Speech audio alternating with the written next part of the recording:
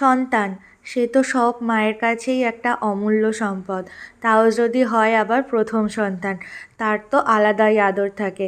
তো প্রথম সন্তানের সব জিনিসগুলো সব মায়ের কাছেই মনে হয় একটু বেশি স্পেশাল হয়, যেমন আমার কাছে।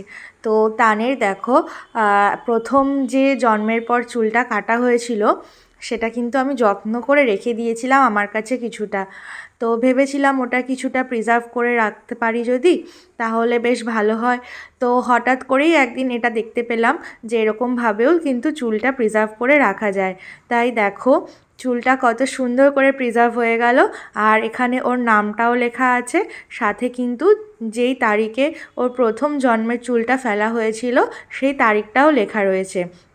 প্রথমে এটা প্রিন্ট আউট করে বের করে নেওয়া হয়েছে অনলাইন থেকে, তারপরে চুলগুলোকে ভালো করে সেলোটেপ দিয়ে এক লেভেল করে আটকে মাথার ওইখানটা একটুখানি জাস্ট ব্লেড দিয়ে কেটে যাতে চুলটা ঘোরানো যায় সেরকমভাবে করা হয়েছে। কেমন লাগলো তোমরা অবশ্যই জানিও।